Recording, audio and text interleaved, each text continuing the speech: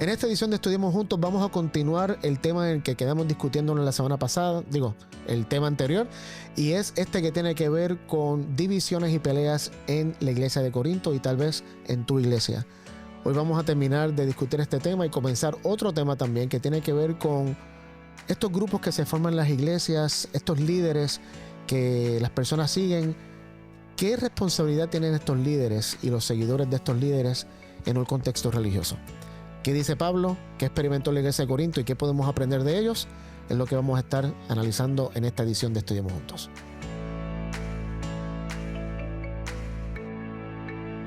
Bienvenidos a otra edición de Estudiemos Juntos. Hoy la parte 2 de la lección número 3, Unidad en Cristo.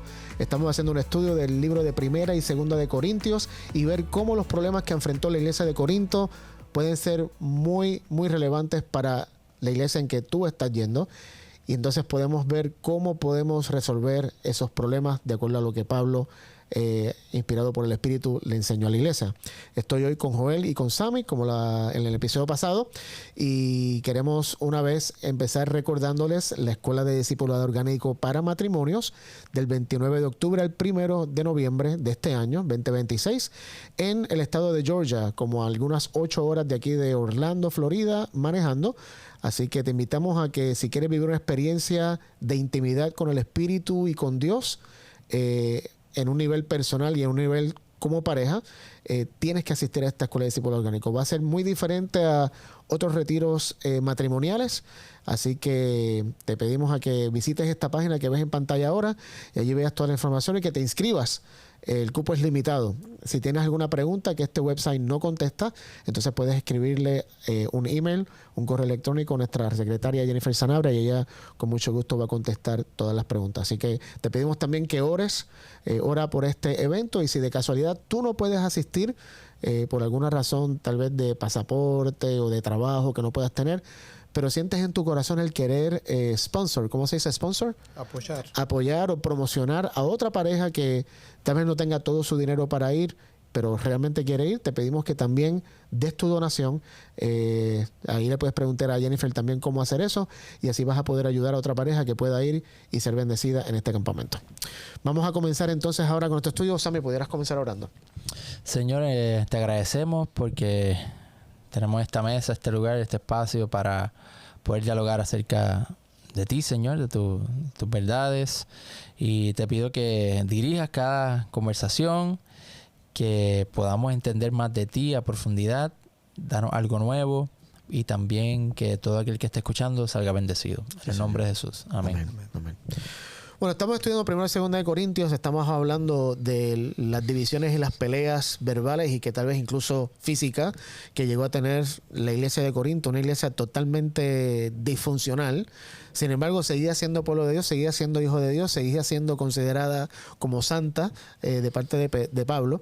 Y estuvimos hablando en el final del episodio anterior cómo las divisiones son oportunidades que Dios toma, no que crea, que Dios toma, para que podamos darnos cuenta dónde estamos parados y dónde están paradas las demás personas. ¿Quién es el verdadero? ¿Quién vive los principios del reino y quién no los vive? Y hubo un problema ahí con las personas en la Santa Cena que discutíamos, que las personas iban y se comían toda la comida y le llegaban otras personas después y no dejaban. O sea, eran muy, en Puerto Rico diríamos afrentados, muy, no sé cómo traducir eso al español. Y también yo, que me puse a estudiar un poquito de ese tema, era también por clase también. Era porque estaba la élite y entonces estaban los pobres. Los famosos grupitos. Y entonces pues aquellos venían y se comían todo y no se querían unir a los pobres, que no tenían, que para mí eso es bien interesante porque parece que como ellos se reunían para comer la cena, y era una cena, era comida, quizás ese era el alimento del día que ellos tenían para poder comer, y aquellos, por eso, vayan a sus casas a comer. No dejen a los que no tienen que no puedan comer. Para que tú veas que la cena no era como que... Sí, un pancito de jugo y ya. Era un ritual, era una cena donde ellos se reunían y allí compartir. Bien interesante. Y ahora quiero mencionar otro problema que hubo. Vamos a 1 Corintios 6, 1 al 7, y quiero desarrollarlo un poco. Porque el problema en la iglesia de Corinto llegó a ser tan fuerte que mira lo que dice Pablo, empezaron a hacer algunas personas. 1 Corintios 6, 1 al 7. ¿Quién lo lee? ¿Se atreve alguno de vosotros cuando tiene algo contra otro, ir a juicio ante los injustos y no ante los santos? ¿no sabéis que los santos han de juzgar al mundo? Y si vosotros vais a juzgar al mundo, ¿seréis incapaces de juzgar casos de menor importancia?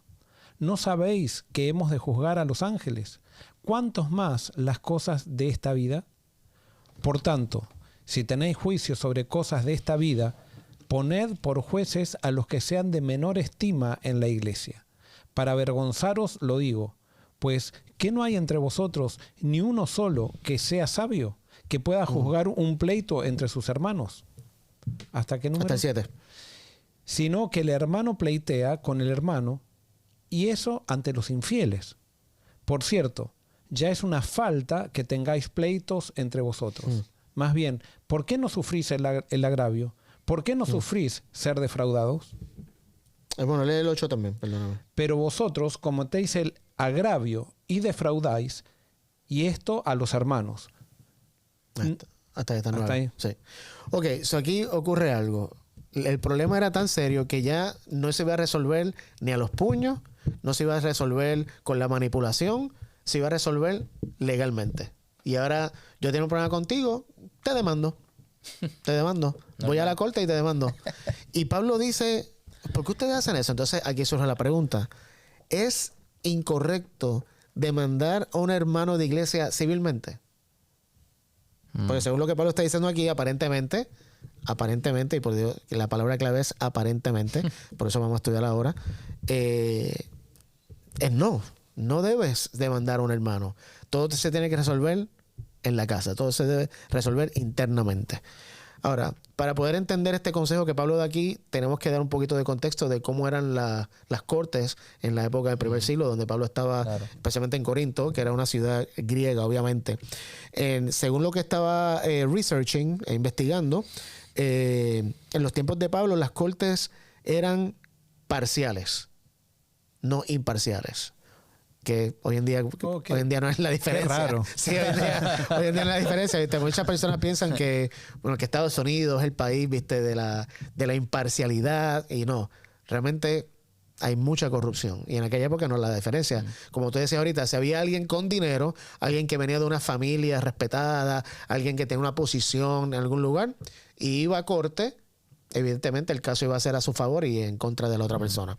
Entonces, lo otro que descubrí, que esto sí no lo sabía, era que los juicios, los tribunales en la época de Pablo eran públicos en la famosa ágora. No sé si saben, era como la plaza, donde literalmente yo te llevaba a corte y estaba todo el mundo escuchando y viendo. Era como en el mall.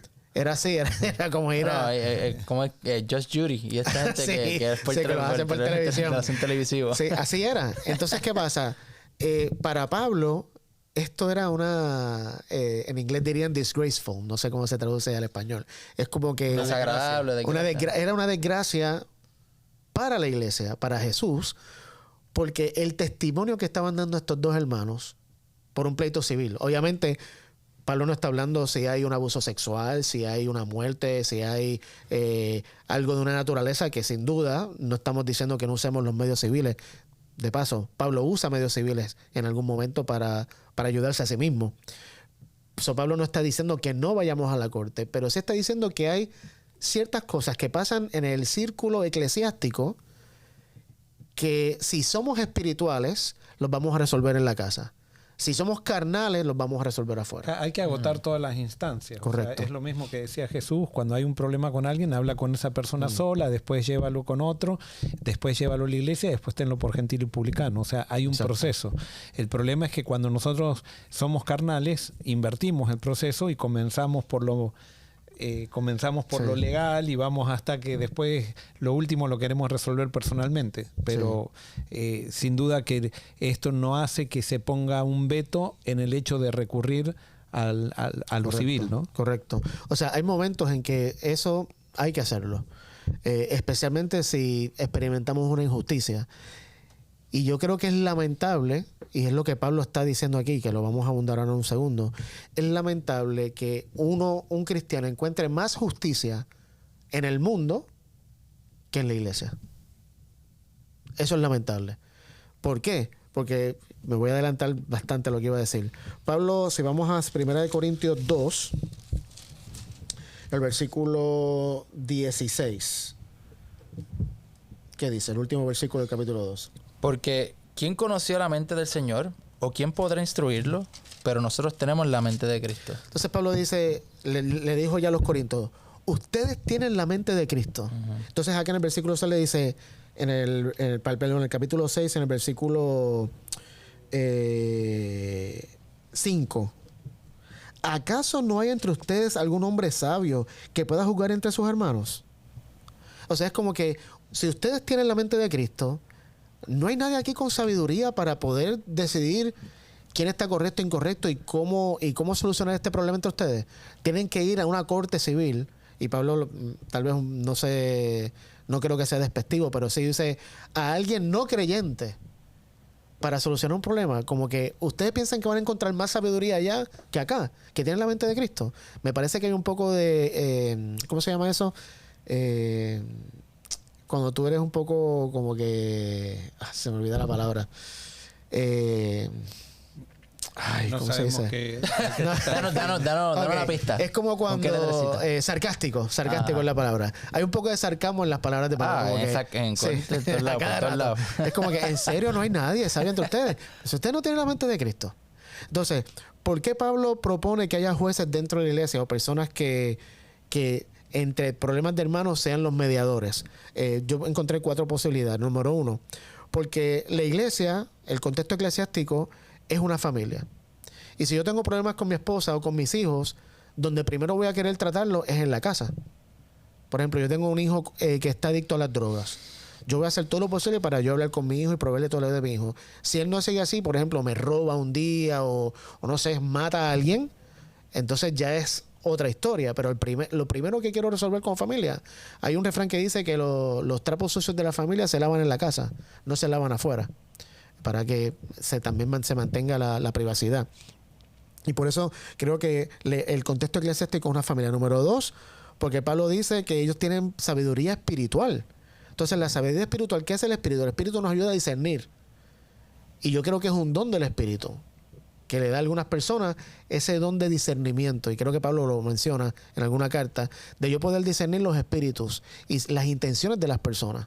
El Espíritu me puede decir, como le dijo a Ananías y Zafira, esta gente tiene un espíritu equivocado, se lo dijo a Pedro. Y Pedro los confrontó. Y yo creo que en la iglesia también, si somos espirituales, por eso Pablo, fíjate que menciona, la semana pasada estuvimos hablando de la sabiduría humana y la sabiduría de Dios. Y yo creo que la sabiduría de Dios justamente lo que quiere es, si somos espirituales y no carnales, podemos resolver los problemas espiritualmente. Número 3, que esto tal vez es un tema para discutir en otra ocasión, pero el versículo 2 y el versículo 3 de 1 Corintios 6, Pablo dice, no, ustedes no pueden resolver esto interno. Ustedes no saben que ustedes van a juzgar el mundo. Número 1. Y después dice, ustedes no saben que ustedes van a juzgar ángeles. Entonces, Pablo sarcásticamente así lo interpreto yo, lo que está diciendo es, si ustedes van a juzgar al mundo de los ángeles, ¿no pueden juzgar un caso entre ustedes? O sea, ¿cuál tiene más impacto? ¿Cuál requerirá más sabiduría? ¿Juzgar al mundo y a los ángeles o juzgar un problema entre ustedes dos?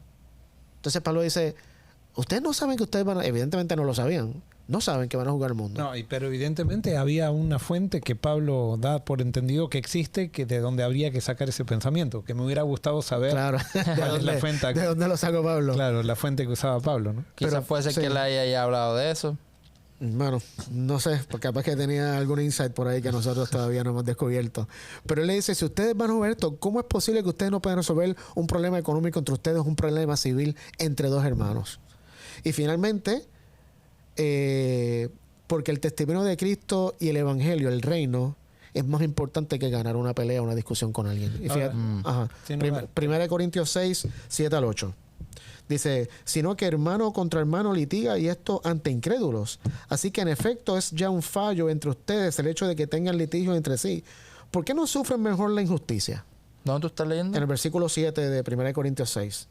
¿Por qué no sufren mejor la injusticia? ¿Por qué no ser mejor defraudado? En otras palabras, Pablo está diciendo, es mejor aguantar el defraude, aguantar la injusticia, que llevar a tu hermano a la corte por esta estupidez. O sea, por hacer público algo que tendría que ser resuelto bien entre las personas. Claro, y que se puede resolver bien acá.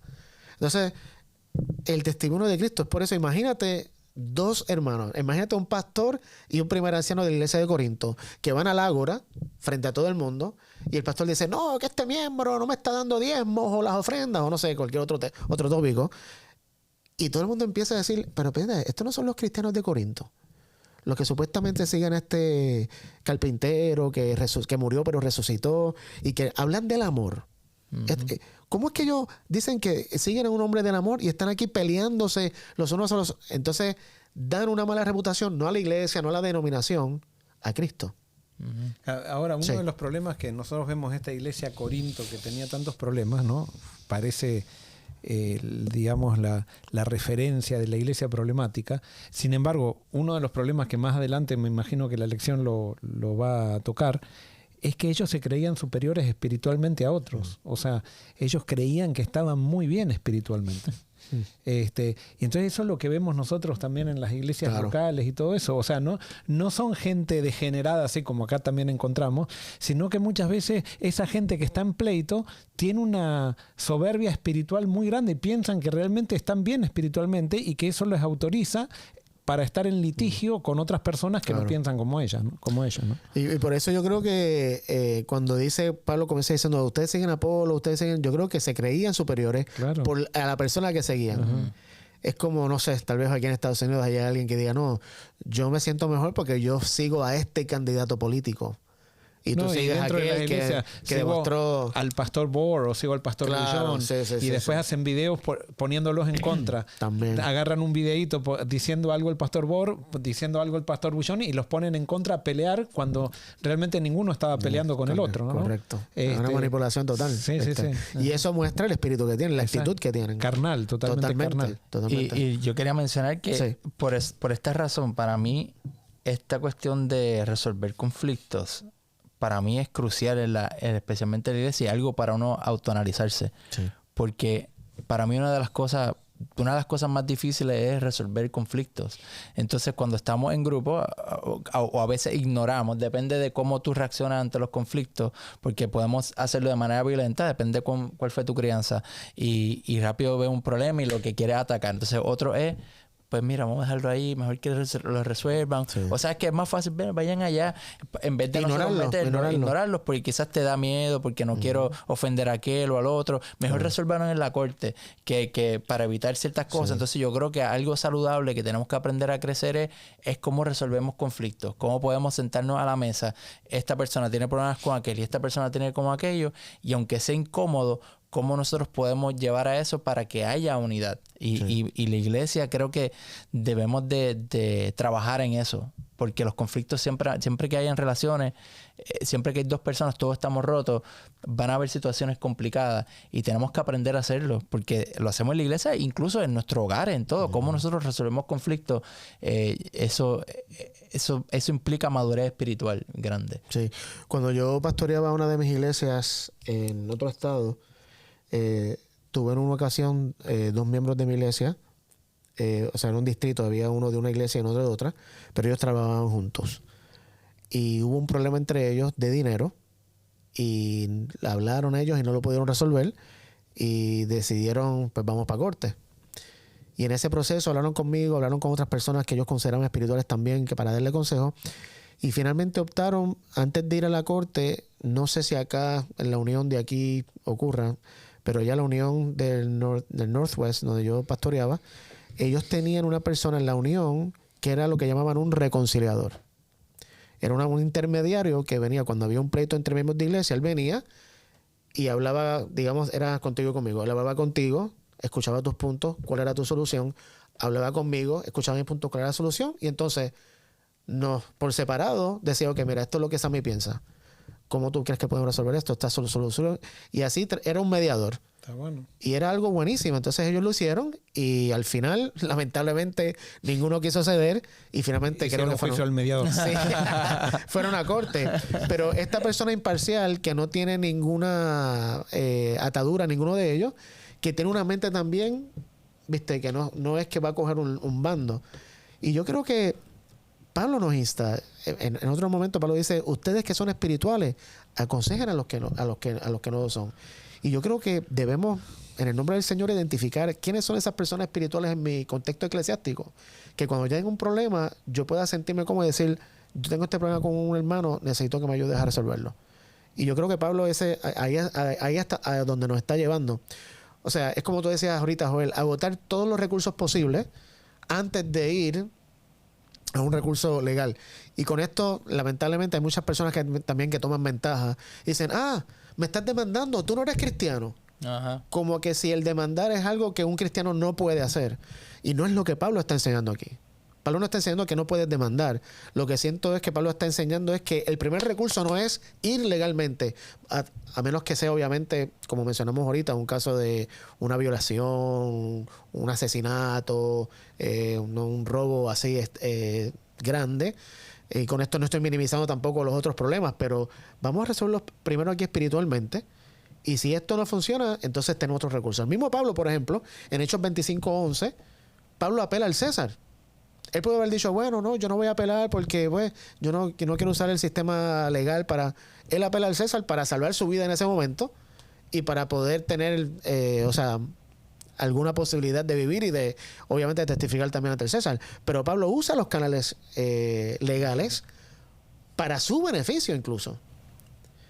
Lo que pasa es que la ley es lo único que le pone límite a aquella persona que no está llena del Espíritu. Uh-huh. Claro. Entonces, en una comunidad del Espíritu, o sea, vos podés buscar a Cristo y eso trae solución. Pero cuando hay alguien en una comunidad que ya no quiere saber nada del Espíritu, lo único que le pone límites es la ley. Correcto. Entonces, por eso muchas veces nosotros no promovemos el divorcio, pero muchas veces la gente se divorcia dentro de la iglesia. Claro.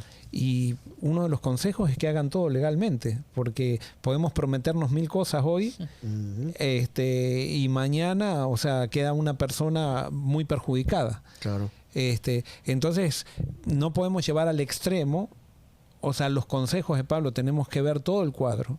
Y como vos estás viendo otras situaciones de Pablo y todo eso, para ver que muchas veces estos consejos se aplicaban a la realidad que estaba viviendo, Corinto. Y quiero hacer otro énfasis, que ya lo hice, pero porque no quiero que me malinterpreten. Porque yo sé que ha pasado, y por eso me vino a la mente ahora mientras tú hablabas. Si yo estoy en un sistema eclesiástico y a mi hijo un líder de iglesia lo viola, eso yo no lo voy a resolver internamente. Creo que ese caso no es para resolverse internamente, como decir, no vayamos para que nadie se entere. No, eso es algo serio. Y no estoy minimizando otras cosas que pasan, pero lo que me refiero es, cuando pasen cosas de ese índole, y aquí hay obviamente que pedir discernimiento y sabiduría del Espíritu, el primer paso en ese momento no es resolverlo internamente. Eso es algo ya serio, fuerte, que hay que ir a la corte. Porque nadie me asegura a mí que esa persona no siga haciéndoselo a otro, porque todo se resuelve internamente. Claro. ¿Qué ha pasado? Ha pasado. Entonces, no me refiero que ahora cualquier cosa, no, vamos a resolverlo primero internamente, no. O sea, hay cosas serias que demandan una intervención civil porque hay que hacer un alto, ¿viste? Es algo ya muy, muy fuerte y hay que parar a esa persona de seguir haciendo más daño a otras personas. Yo siento que en el contexto que Pablo estaba hablando, obviamente eran no sé, tal vez estoy minimizando el problema de la iglesia de Corinto, pero eran problemas, no sé. Bueno, los problemas que vemos en las iglesias todos los días, de que si un grupito no le dio participación a otro grupo. Algo así. Después vemos también o de chisme, alguien está diciendo, hablando de mí. Los que decían tener el Espíritu Santo consideraban y hablaban en lengua, según ellos, consideraban inferiores a los que no hablaban en lengua. Sí. Hay un montón de situaciones, la situación de la Santa Cena, que eran situaciones internas que afectaban a la vida comunitaria de la iglesia. Claro. Y yo creo que la más fea fue la del muchacho que se estaba acostando con su madrastra. Sí. Pero ahí creo... ¿Con la madrastra. Era con la madrastra. La esposa de papá. Sí. Pero que creo, si no me equivoco, a Pablo le dice, mira, llévalo al diablo, entréguese a Satanás. Entonces yo creo que fue a ese. Sí, porque... Y entonces ves que hay casos y hay casos. Y entonces en este caso él está diciendo, mira, ese no puede estar ni siquiera en la iglesia. Sácalo, llévalo para el mundo, aquí no puede estar. Y en ese específico caso, o sea, para mí era aún más serio porque no solamente se estaba acostando con su madrastra, sino que iba a la iglesia y nadie decía nada. No, lo apoyaban. Lo Decía, apoyaban. "Papi, Claro, sí. Que macharrán, que macharrán. Qué linda pareja. Sí. Eres el duro. Entonces, Pablo dice, no, o sea, eso no hay cabida para eso aquí. Y por eso, o sea, quería hacer esa aclaración. Hay que tener mucha sabiduría porque hay casos que inmediatamente hay que cortarlos, pero hay otros que sí se pueden traer. Es como, por ejemplo, hoy en día yo demando a mi iglesia porque no me dejan tocar la batería. Y voy a corte. ¿Por qué? Porque me están haciendo una injusticia, están haciendo excepción porque dejan tocar tal vez a otro batería, pero a mí no me dejan.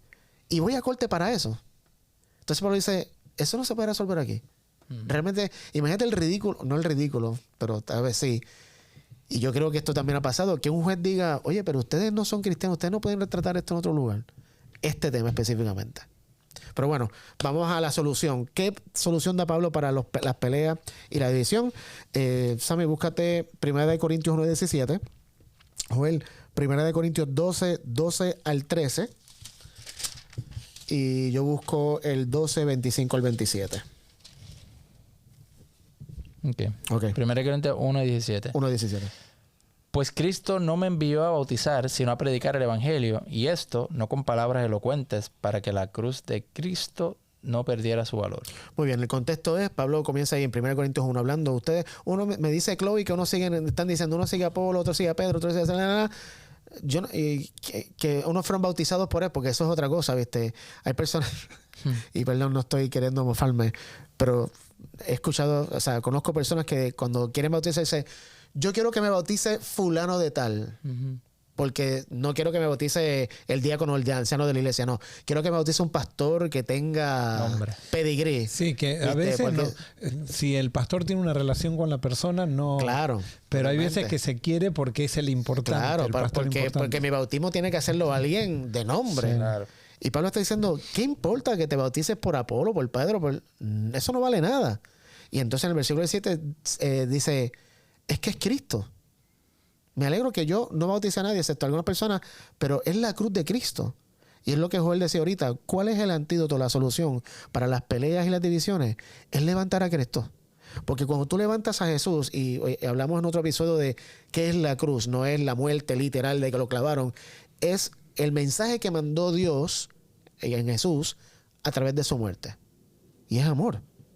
Cuando levantamos el mensaje de Dios a través de Jesús en la cruz, que es que no hay amor más grande que ese, y Dios lo hizo por nosotros, el amor es lo que lo cambia todo. Entonces, 1 Corintios 12 y 13. Así como el cuerpo es uno y tiene muchos miembros, y todos los miembros del cuerpo, siendo muchos, son un solo cuerpo, así también es Cristo.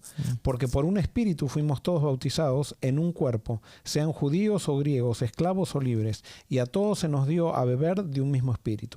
Entonces Pablo hace la analogía del cuerpo, donde dice, el cuerpo tiene diferentes partes. Tiene un brazo, dedo, que están separados, pero están unidos.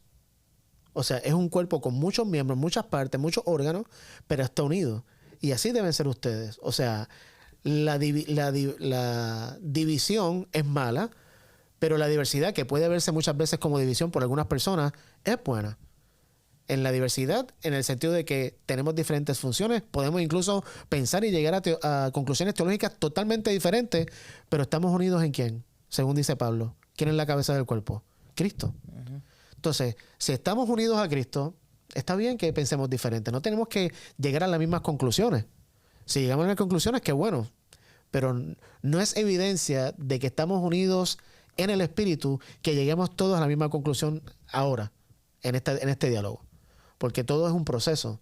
Y nosotros, el Espíritu, tiene que ir cambiando ciertas cosas en nuestra mente para poder llegar a esas conclusiones. Y finalmente, en ese mismo capítulo, en los versículos 25 al 27, dice... a fin de que en el cuerpo no haya división, sino que los miembros tengan el mismo cuidado unos por otros. Fíjate, si un miembro sufre, todos los miembros sufren con él. Y si un miembro es honrado, todos los miembros se regocijan con él. Ahora bien, ustedes son el cuerpo de Cristo y cada uno individualmente un miembro de él. Entonces, ¿cómo se logra solucionar los conflictos, las peleas y las divisiones en la iglesia? Cuando muestro amor por mi prójimo. Dice, cuando alguien sufre, todos sufrimos. Si cuando alguien tiene apendicitis, el apéndice es un órgano que no está conectado al corazón ni nada. Pero el apéndice dice, no funcionó bien, el cuerpo entero sufre. Entonces, cuando todo el apéndice está mal, todo el cuerpo trata de ayudar al apéndice. Cuando sufre, así debe ser la iglesia. La iglesia es el lugar donde cuando alguien sufre, todos nos unimos en su sufrimiento y ayudar en el sufrimiento. Y cuando alguien está gozoso, que Joel hablaba de eso anoche en Cielo en la Tierra de matrimonio, es regocijarnos con la persona que, por ejemplo, yo estoy orando a Dios por un trabajo y otra persona está orando por un trabajo. Estamos orando los dos juntos y a mí no me dieron el trabajo y a ti sí. Me voy a alegrar por ti. Me regocijo. Eso es lo que hace el cuerpo. Cuando tenemos esa actitud, que me gustó lo que mencionaron ahorita, no hay lugar para las peleas ni las divisiones, porque no va a haber envidia, no va a haber celos. Cuando vivimos en el Espíritu es el antídoto para romper con toda división y con toda pelea que pueda haber. Ahora, si bien creo que tenemos que tener cuidado de no generar demasiadas expectativas en la iglesia, porque a veces nosotros pensamos que el Espíritu entra y desaparece, no va a haber nada, claro. Desaparecen todos. Sí, no. Y tenemos que ser realistas de que va a haber siempre problemas, o sea, en una iglesia. Y vuelvo a repetir lo que vos decías desde un principio, la cuestión no es si hay problemas o no hay problemas, sino cómo resolvemos los problemas cuando surgen. Y finalmente, y ya con esto terminamos, Pablo menciona todas estas cosas que leímos, ¿no? El levantar a Jesús, tratar al cuerpo miembros de esta manera. Y justamente este es el capítulo 12, y en el capítulo 13 de 1 Corintios, Pablo entonces describe el amor. Que el amor de Dios, o sea, está describiendo a Dios, pero está mostrando cómo Dios actúa o lo que Dios es. Y dice que contra ese amor no hay nada, y tal vez estoy siendo muy absoluto, pero esto lo creo firmemente, no hay nada que se pueda resistir al amor de Dios. Así como esto, como lo describe Pablo aquí, como Dios es, no hay nada que se pueda resistir.